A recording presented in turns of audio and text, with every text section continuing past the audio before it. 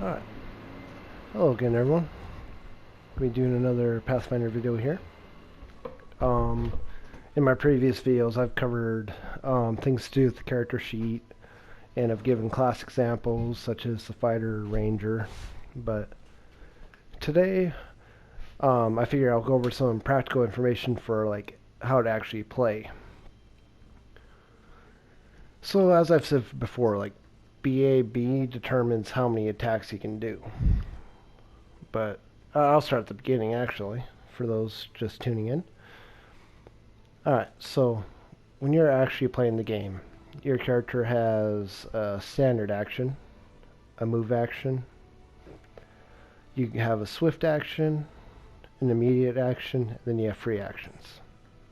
Now, basically what all this means is your standard action is going to be what you do to attack.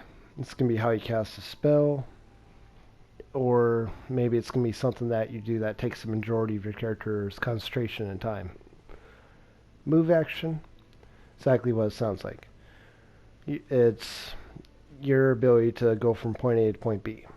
Now, when you're making your character, depend upon your character's size, what armor they're wearing, and sometimes class, it's going to change how far you can move in one turn. Now, the standard is 30.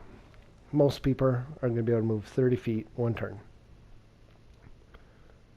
Then there are people who will take a full round action. They might run, or they might do double move, stuff like that. That way you can cover more ground, but keep in mind you're sacrificing other actions to make one better. Swift actions, these are going to be special ability based. Sometimes they're going to be spell based. Some spells are swift action, not very many though. Very few and be far between. Then your immediate actions. These are going to be, a lot of them are going to be feat based, such as step up. Some of them will be spells. Then some of them will be special abilities. Immediate action you can use anytime. It doesn't have to be on your turn, it can be on anyone's turn. As soon as something happens, you can say, I'm going to use my immediate action, and bam, it happens. One that I use quite often is, there's a spell, first level, Stonewall. It's immediate action, makes a 5-foot stone wall, gives you a bonus to AC and cover. And of course, having a 5-foot stone wall there, people will have to go around it. It disappears on your next turn though, so it's only there until your turn cycles through, then the wall crumbles. And then there's free actions. Free actions are any action that takes literally no effort to really do for your character. Talking is a free action. Usually I limit players to keep it down to 6 seconds. Other free actions may be if you take rapid reload. It lowers the hand crossbow's time down, or I think light crossbow goes from a move action to a free action, and that way you can keep reloading and shooting. But let's get more into this thing. Alright, so as I said, standard action is your attack action generally in a combat situation. It can also be your spellcasting action, which is kind of like the same thing. The big difference between the two, though, is when you cast a spell that requires a standard action, you only get to cast that spell. But if you're martial, like let's say you're using a sword or bow, as your BAB goes up to 6, once you hit 6 BAB, you get a second one. So that'll allow you to make 2 attacks instead of just 1. And then when it goes up to 11, you get a third. When it goes up to 16, you get a fourth. Now for spellcasting, it doesn't matter how high your BAB is. You could have 20 BAB, and that cast on a spell will still take your full action. The big reason behind this is the huge impact the spells have on the game. As you can imagine, higher level spellcasters, as you might have seen in movies or read about in books. Some spells have a ginormous effect that can easily overcompensate for the less spells or less actions you'd get in a turn. But classes are full BAB, 1 BAB per level. You can get more actions more quickly. But here's the big thing. The only way to use all your attacks in one turn is to do a full round attack. You can't just hit, make your move, hit again. This requires you to put all your effort right into there. So if your BAB is 6, so you get 2 attacks, or as you see on the screen, my barbarian's BAB is 10, so still 2 attacks.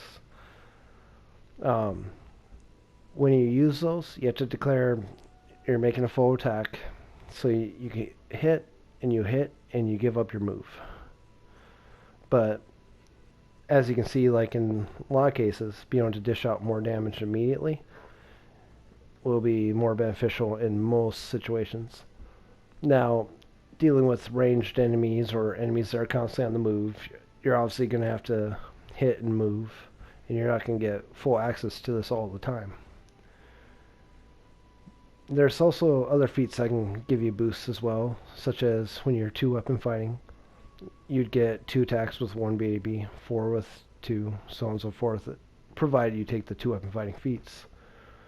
For ranged, you have rapid shot, where you get an extra shot. But overall, this is what your general action economy is going to look like. When it's your turn, let's say you're this barbarian here, the first thing you're going to have to do is get to your opponent. So that's going to be your move action. Or you can opt to do a charge as your full round. Run up and hit them. Full turn goes by, the enemy takes a step back. Let's say they 5-foot step away from you. Well, when it comes to your turn, the beautiful thing about the 5-foot step is it doesn't stop you from making a full round attack. So you can step forward 5 feet and make your 2 attacks anyway. Now, if you do a move action, you lose the consecutive attacks. You can only make 1. Now let's say the wizard in the back casts Fireball.